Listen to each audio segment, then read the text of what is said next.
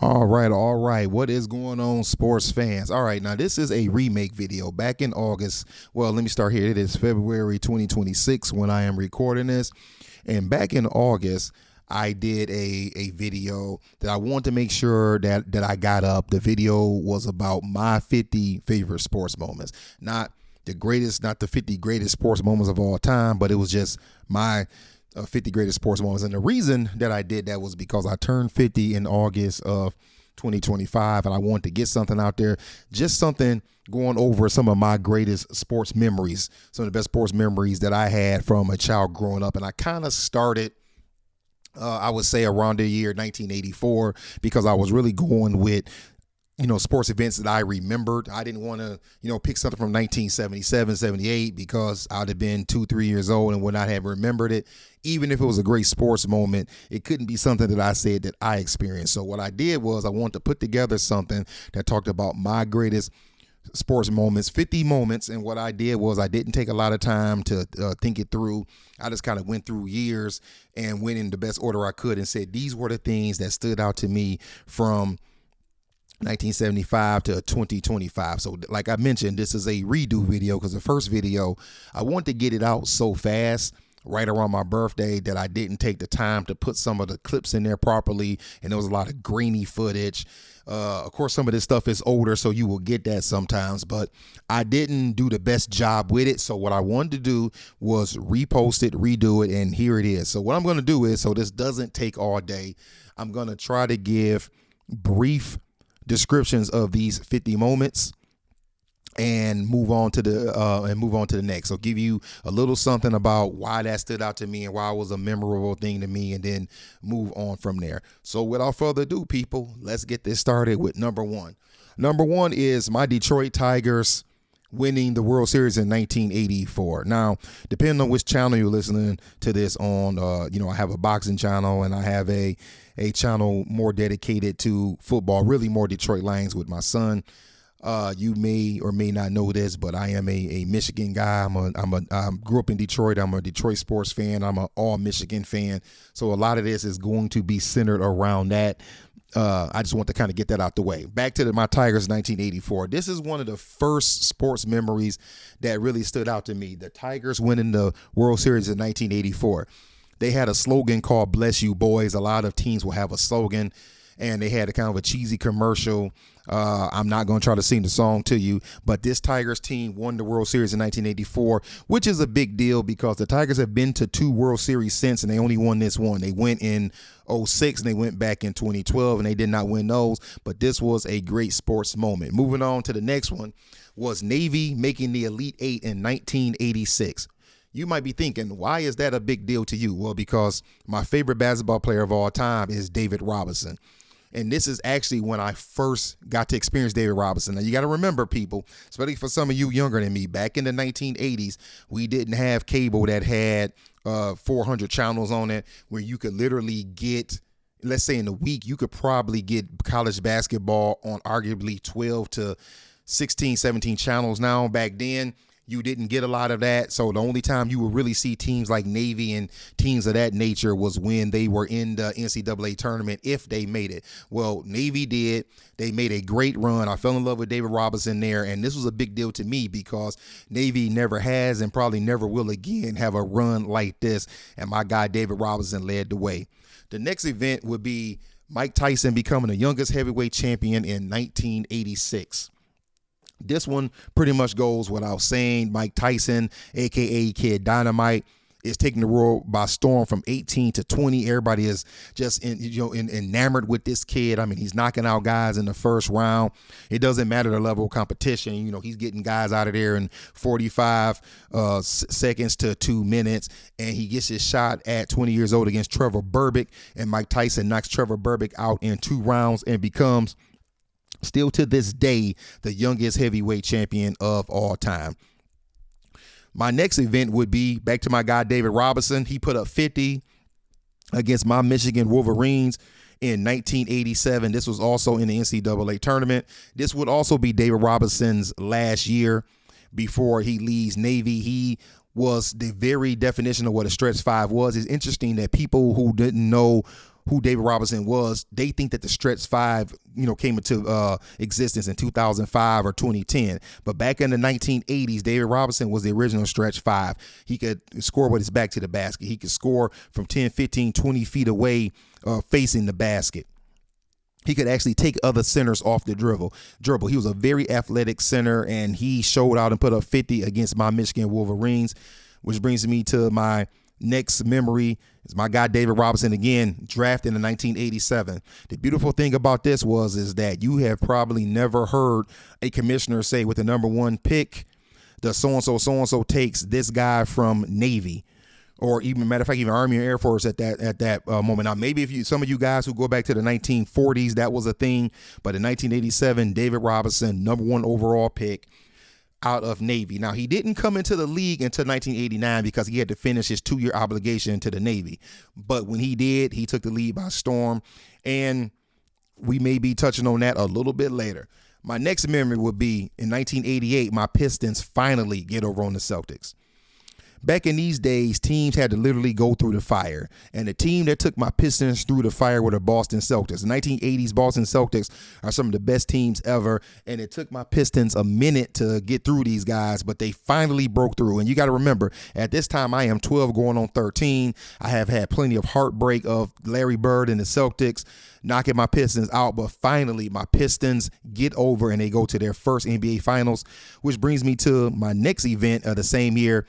It was in the NBA Finals, Game 6. Isaiah Thomas scores 25 points on one leg in the third period. Isaiah Thomas goes down with a crazy ankle injury, but somehow he's able to get back to his feet. And after they tape him up and probably shoot him up with something, he's hobbling all over the court. But my man puts up 25 points in one period, literally trying to wheel his team to a championship. And the Pistons did win that game, but unfortunately they fell short in the next game without Isaiah in there. And my boys did not win the championship that year. Still staying in 1988, my next memory is Mike Tyson taking on Michael Spinks. This was for what you would call the linear or undisputed heavyweight championship.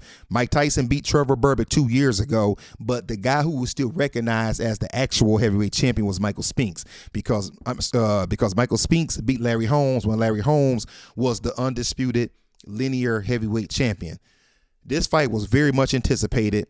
I remember being very excited about this fight, and Mike Tyson gets in there and he takes care of business. He takes Michael Spinks out in one round. The recognized heavyweight champion of the world for the last few years couldn't even get through a round with Kid Dynamite. Mike Tyson, which is probably the best win of his whole career, takes Michael Spinks out and becomes the linear heavyweight champion. My next memory goes into 1989, and that will be my Detroit Pistons. They finally do it, y'all. They play the Lakers again, a rematch of the 1988 finals, but this time the Pistons get it done. Everybody is relatively healthy. Yes, I know that Magic did go out, and I'm trying to remember, you all. It might have been game 2, but the Pistons were destined this year. It didn't matter. The Pistons were destined to get it done. This was Kareem Abdul-Jabbar's last year in his last game after playing 20 years, and my Pistons sent him home without another NBA Finals, and it was the first of 2 of my Pistons winning the NBA Finals. My next event, we're going to stay in 1989, was the Lions drafting Barry Sanders. You have to remember what I said earlier about not having a lot of cable. We knew who Barry Sanders was through the news and through highlights, but we all had maybe seen him a couple of times play. Even with that said, we knew that this was an exciting running back, and we were very excited to get him with the 3rd overall pick. And guess what? Barry Sanders for 10 years did not disappoint. He was an excellent Lion, and in my opinion, not because I'm a Lions fan, I think he's the best running back to ever do it. Staying in 1989. The Michigan Wolverines college basketball team wins the national championship game led by my man Glenn Rice. By the way, Glenn Rice, not only a very underrated college basketball player, a very underrated NBA player. He was a solid player throughout his whole NBA career, but this goes back to college. Glenn Rice was a deep threat. That's where he was most dangerous for Michigan, and he led the boys to the 1989 national championship game, and Coach Fisher took over. I'll be honest with you guys, I want to say close to the end of the year, because I know he didn't coach them the whole year, but he went. Yes, I remember what happened. It was right before the tournament. I remember that the coach You have to forgive me. His name slips my mind at the time, but he got offered another job, but he still wanted to coach Michigan through the tournament. And Bo Schembechler gave the famous line where he said, a Michigan man is going to coach Michigan. And they let Fisher coach, and Fisher gets the team to the national championship games. Staying in 1989, Thomas Hearns versus Sugar Ray Leonard Part 2. This was a crazy fight. It was at super middleweight. The first time they fought in 1981, it was at welterweight, but now they both are just a bit past their prime, and it was more of an exciting slugfest, if you will, than the 1981 fight. This fight ended up being a draw, but we all know, even Sugar Ray Leonard himself says that my guy Thomas Hearns won this fight. Thomas Hearns took care of business, but for some reason in Vegas, which back then was Ray Leonard's town, he did not get the decision. But if you never saw this fight, it is a good fight to go back and look at. I mean, Thomas Hearns was on his game. Jab was working. That straight right hand. He put Ray Leonard down twice in this fight. I mean, he put it down hard too. But he didn't get the victory. Yet and still, it was a great fight. Now, and this is a memory to me because I remember how excited I was about this fight. Moving on to 1990. Back to Mike Tyson. Mike Tyson loses to Buster Douglas. I remember watching this fight, and when Mike Tyson lost this fight, I remember just being totally shocked. I am 14 going on 15 watching this fight, and I'm in total just shock. I mean, Mike Tyson, we thought that this man was going to go on like a 10-year run of being a heavyweight champion. To see him lose to a guy who was like a 42-1 underdog was just, I mean, it just took your breath away. Like, if you were alive and saw it, I'm talking saw it live, you could not believe it. This was like Superman being knocked out of the sky, crashing to the ground, and just stumbling to his feet. I can still see the image of Mike Tyson stumbling, getting up with the mouthpiece not even halfway in his mouth, and the ref waves his arms and grabs him and stops the fight. It was very devastating. And honestly, it's kind of hard 36 years later thinking about that. Next, we're going to stay in 1990. My Pistons win championship number 2. Vinnie Johnson, a.k.a. 007. Why did we call him 007? Because the Pistons were down by a point. The ball comes in, it gets Isaiah. Everybody knows that Isaiah is going to take the last shot. He gets the ball. He doesn't see what he wants. He swings it to Vinny. Isaiah was probably looking for Vinny to give him the ball back, but Vinnie Johnson is looking right at the basket. He takes a stutter step. He moves in. He goes up, bang, hits the shot. The Pistons go up by 1 with 007 on the clock. And for those of you who didn't know Vinnie Johnson was, I would say he was an average NBA player, but they called him the microwave, and they called him that because he got hot instantly. He was the sixth man that came off the bench, and he was buckets immediately. Not after a few minutes of getting warmed up, but the moment he hit the floor, the man was buckets. His jersey got retired because of this, and it very well should, because if it wasn't for him, the Pistons probably don't get championship number 2. We're going to move on to 1991. My Detroit Lions go to the NFC Championship game. This was a magical year. The Lions go 12-4. Remember, all of my years in the 80s, the Lions have been losers. Now, 1991, they catch fire, and they go all the way to the NFC Championship game. It was spurred on by offensive lineman Mike Utley, who got paralyzed earlier in the season.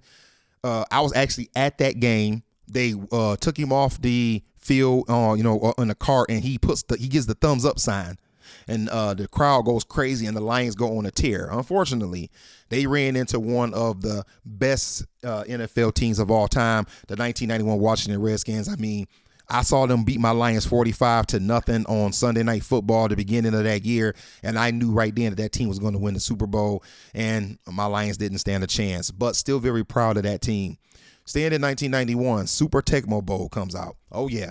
I was a big Super Tecmo Bowl fan. If you ever get me to sit down and talk about my top 10 greatest video games ever, whether they were on a console or the arcade, I'm going to talk about Super Tecmo Bowl. This is absolutely my top 5, maybe even top 3 favorite games of all time. It was the first football game where you could actually sub out players. Now, it wasn't like now where you had a whole team, but they had at least a backup quarterback, I think like one running back, one tight end, 2 receivers, and I'm trying to remember not on defense, but this was on offense. But you could actually bring, you know what, guys? I'll take that back. I think I'm thinking about Tecmo Bowl on Super Nintendo, but not the one. I'm talking about the one on the NES. This was the first one that actually had the actual players' names on it, and it had a full team. So I'm sorry, I got a little bit confused thinking about Super Nintendo, but I'm talking about the one on NES.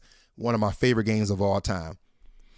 Sticking with the early 1990s, the Fab Five. We talking 1991 to 1993. The Fab Five at Michigan, they were freshmen in 91, 92, and they went all the way to the national championship game where the first half, it looked like the five freshmen were going to do it, but Duke took over in that second half, and it just wasn't meant to be. But that same team the next year went back to the finals 2 years in a row as freshmen and sophomores. They went to the national championship game, and in their sophomore years, they lost to North Carolina. And then Chris Webber declared for the draft, and that was the end of the Fab Five. But listen, if you are early 90s, baby, you remember the Fab Five. You remember how they came out with the black socks and the long, and the long shorts. They changed the way college basketball and probably basketball was affected from there to all the way to today. 1994. My guy, David Robinson, wins the MVP. He wins the scoring title by scoring 71 points, final game of the season, my senior year in high school. David Robinson went out to this game on a mission. He totally was about that scoring record, and he made it no secret. I mean, he went out there and literally he took almost every shot. I mean, this was, prime Wilt Chamberlain, prime Allen Iverson, Carmelo Anthony. I mean, he was in black hole mode. I never seen my guy David Robinson take over a game like he did here. He puts up 71 points and wins the scoring title. Let's keep it moving. 1994 still. My Detroit Pistons select Grant Hill, one of my favorite Pistons. He only was there 5 years, but his impact was great.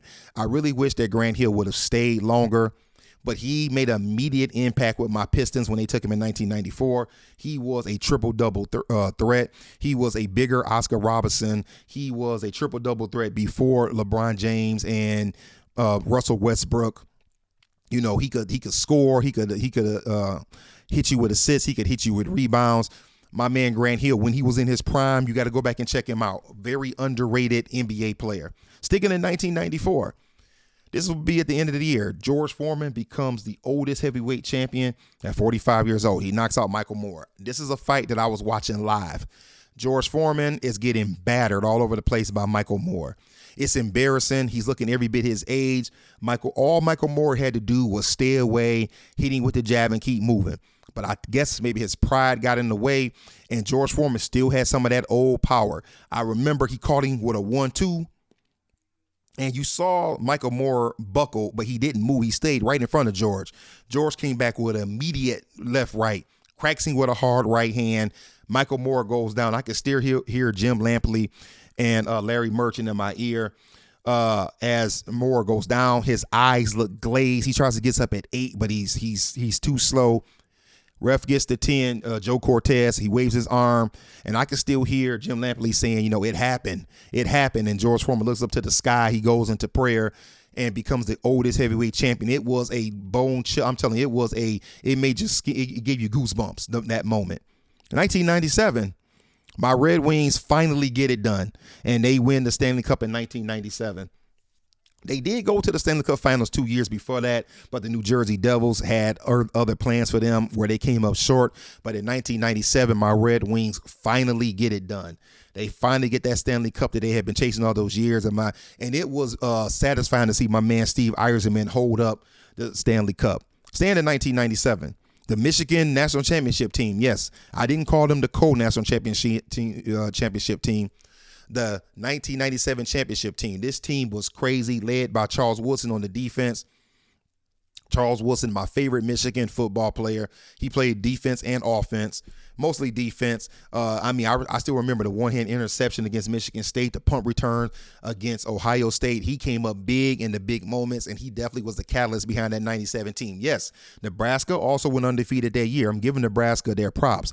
But the point I'm making is that I still think that the Michigan team was the true national champion. Also in 1997, my man Barry Sanders, this was his second, the year before he retired, he goes for 2,000 yards. Beautiful, beautiful moment. I remember Barry Sanders going on a tear the second half of the year to get closer to 2,000. I want to say, just going off memory, he needed like 163 or 167 yards, something like that, to get the record.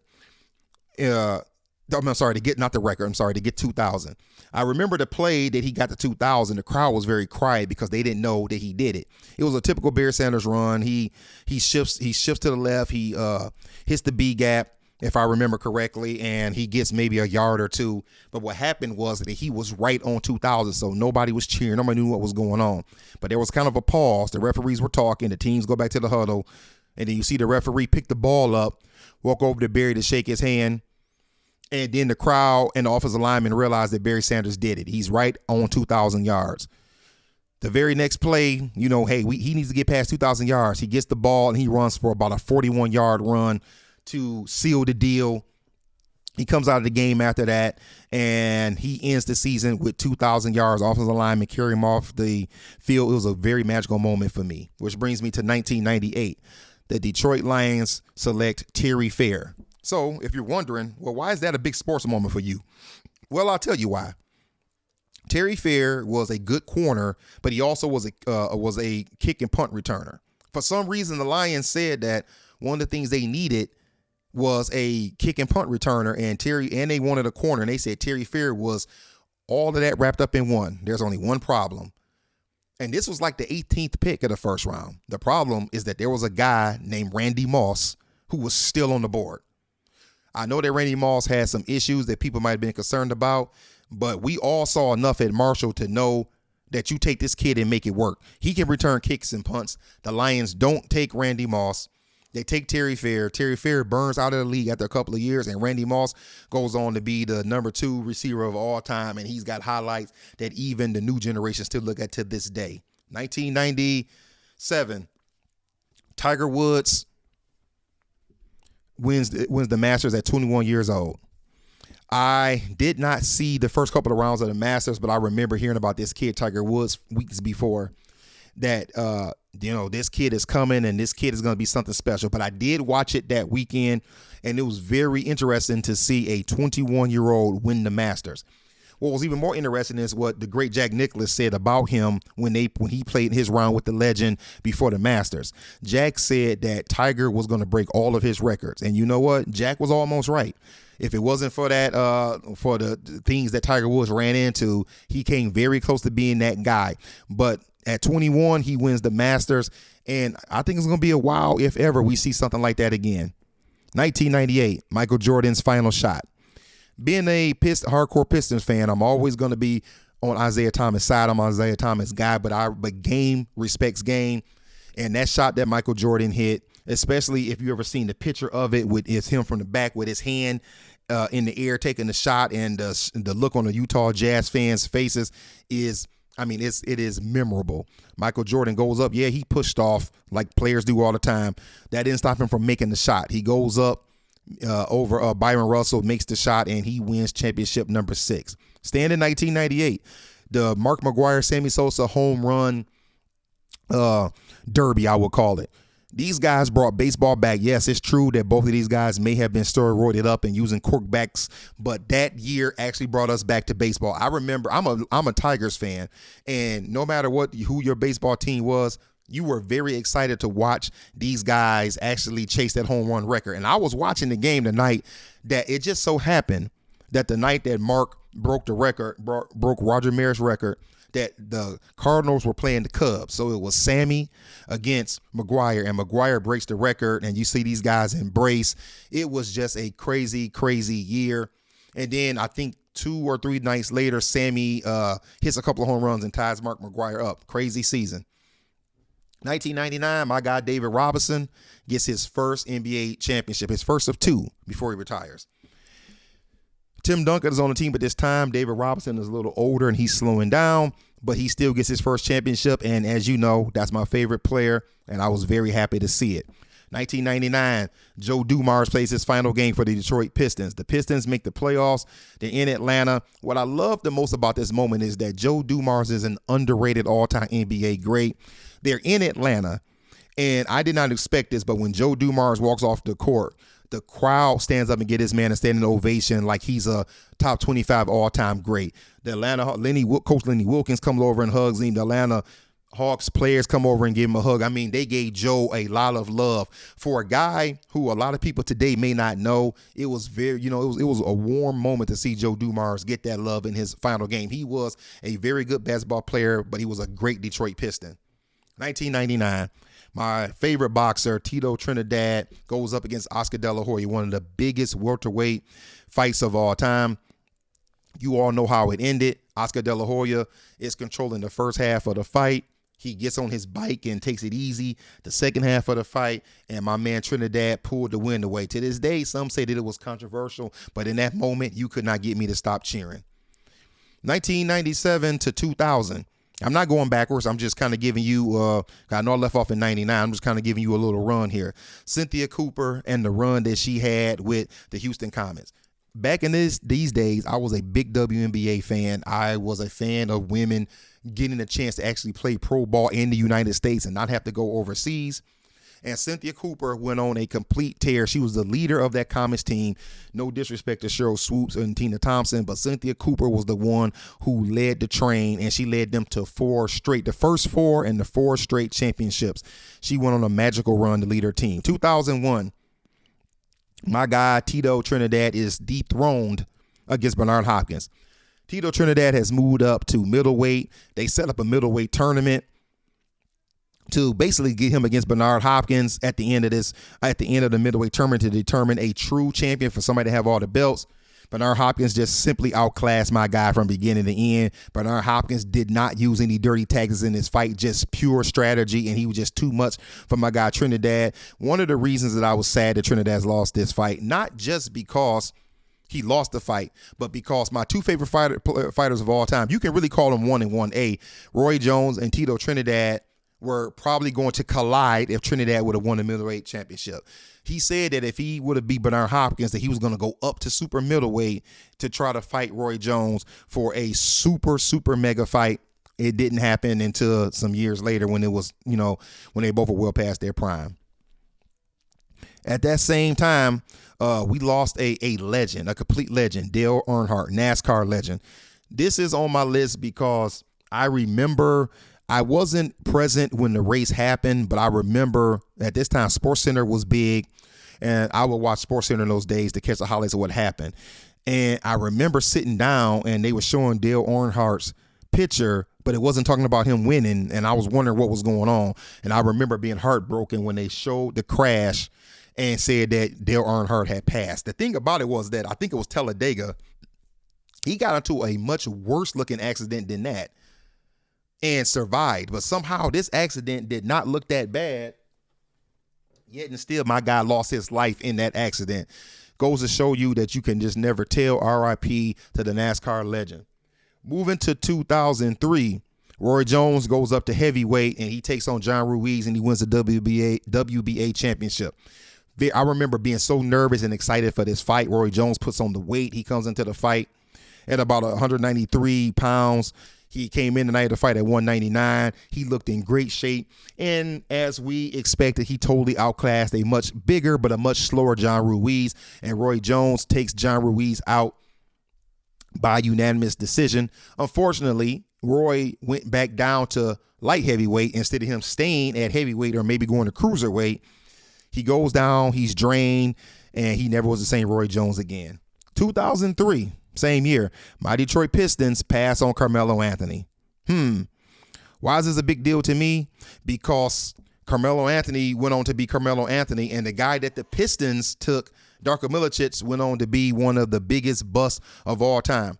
What Joe Dumars, who was the GM at the time, the president, thought is that this kid is going to be another Dirk Nowitzki. Now, Dirk at this time was kind of just really getting into who he was, and he thought that's what this kid was going to be. He was not even close to that. He was 18 years old. He was too young, too immature, not ready for the spotlight, not ready for that type of pressure, and he didn't contribute anything to the Pistons. And Carmelo Anthony went on to be a top 100 all-time player. But we moved to 2004, and my Pistons get it done again. Another world championship as they take down the heavy favored, heavy rostered Lakers. This is probably one of the best defensive teams of all time. My 2004 Detroit Pistons. They won the game with great strategy, the series, I should say. They had good offense and very, very good defense, and they took down that Lakers team. Yes, Darko Milicic was on this team, but as I mentioned, he didn't contribute nothing. But just imagine the run. These 2000 Pistons went on a great run, but imagine the run that they could have went on if they would have had Carmelo Anthony putting just straight buckets up. One moment. I didn't want to pause. I don't want to grab my water. Give me a little sip. Because I had been talking for a minute. 2006, my Detroit Tigers go back to the World Series. This is what was so exciting about this World Series. The Tigers came in. They beat the Yankees. Yankees with a heavy roster in the wild card game, and then they make it all the way to the ALCS. And I was watching this game when they went to the World Series against the A's. I remember thinking they have to win this game because if it goes back to Oakland, there's a chance that they don't get to go. Ordonez gets up to the plate and he hits a walk-off home run at the bottom of the ninth to take the Tigers back to the World Series. I remember my best friend was up over at my house, watching the game with me. My son was 3 years old. He was sitting there not knowing what's going on, but he's just sitting there with his dad watching baseball. And I remember we jumped off the couch, hugged each other. I can still hear the call, deep left field. The Tigers are marching to the World Series, and my boys go to the World Series.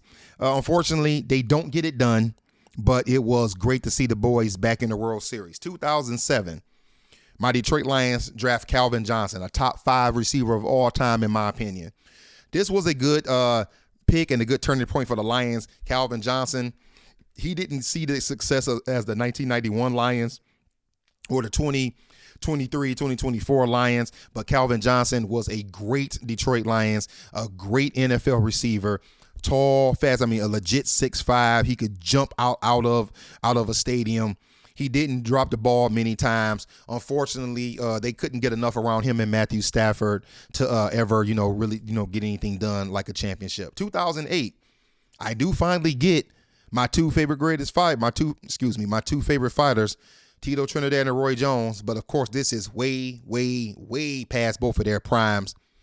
Roy Jones did win the same way I think he would have won if they would have fought back in 2000. I guess it would have been 2002 when they would have fought. But it was what you expected. Two older guys, slow of foot. Hand speed was not what it used to be. Power is not what it used to be. But I still got to see my two guys fight. Another fight going to 2011 that I was very excited about. Vladimir Klitschko. Yes, Vladimir Klitschko is one of my favorite fighters. If I had to name top 10 boxers, Vladimir Klitschko is in my top 10 against another guy who's a favorite of mine, David Haye. I remember being excited about this fight because you didn't know what was going to happen. David Haye, the former cruiserweight champion, was definitely faster hand speed, definitely faster foot speed, and he could punch. And we know that Vladimir, all his losses came by knockouts. Came from him being knocked out. And we knew that there was a chance that David Haye could maybe catch him with something hard and knock him out. Unfortunately, my guy David Haye did not bring it that fight. It was all Vladimir Klitschko. All Vladimir had to do was lean on him, jab him, and the fight ended up being a slow-born fight. But Vladimir came out still the heavyweight champion. All right, people, we almost there. 10 more to go. 2015, sticking with boxing, Floyd Mayweather and Manny Pacquiao are finally going to fight. I told people leading up to this fight that the hype for this fight was going to be better than the fight. I told people that, and it was. The lead up to this fight, showing Floyd. I remember that night on watching the news, seeing Floyd and Manny meet at that Miami Heat game and shake hands, and then hearing the next day that these guys actually met up in the hotel room and talked about the fight, and then maybe a week later hearing that the fight is actually going to happen. I remember being so excited about it. But I knew what the fight was going to be, and I knew that this was going to be better than the fight. All the build-up the HBO did, building up to this fight, everybody got excited about it. And then the fight was what I expected. It wasn't the worst fight I ever saw, but it was going to be a technical chess match by Floyd Mayweather, and that's exactly what it was. But guess what? At least we got the fight. 2016, blocked by James. The James I'm talking about is LeBron James. I remember watching this NBA Finals, and I remember the play.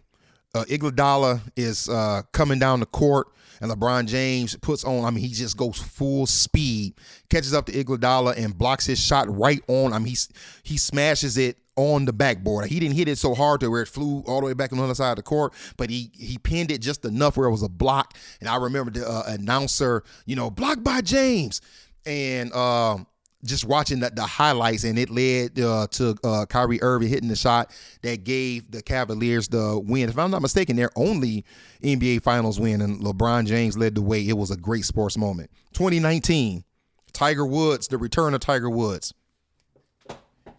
Tiger Woods winning the Masters in 2019 was just as magical, probably more, than him doing it in 1997. Remember, we didn't think that Tiger Woods would ever win another major with that bad back and all those back surgeries he had, but he did it. Tiger Woods in 2019 wins the Masters. I remember it was a very, very emotional moment. I still remember him going off the course, hugging his mom, putting the jacket. It really was emotional to see him put that jacket on one more time, which is probably the last time we're going to see Tiger Woods win any type of major. 2020, the passing of Kobe Bryant. This hit hard because I saw Kobe Bryant his senior year in high school play in Detroit in the McDonald's All-American game. And this hit hard because we had just took a trip to New Orleans. And I'm talking, when I say we just landed, we weren't in New Orleans 30 minutes. Got off the plane, got our bags, and got into the van that's taking us to the hotel. My phone buzzed. My cousin sent me a text, and he calls me maybe seconds later and say, "Bro, did you hear about Kobe Bryant?" And I said, "No, what are you talking about, man?" I'm like, "I literally just landed in New Orleans." He's like, "Bro, he's gone, man. He was in a helicopter accident." What? I'm like, that can't be true. Fire up my phone. I go to ESPN. It's right there on the front page. Kobe Bryant passes away in a tragic helicopter accident with his daughter. So that was a very sad moment. To remember a kid I saw play at 17, and then in 2020 he's gone. 2022, the end for Serena Williams. I was a big Serena Williams fan, big fan of women's tennis, but to see Serena Williams possibly go on one more run, just one more time, I thought that the legend might get it done. She came up short, but she played her best, and she is arguably the greatest tennis player of all time.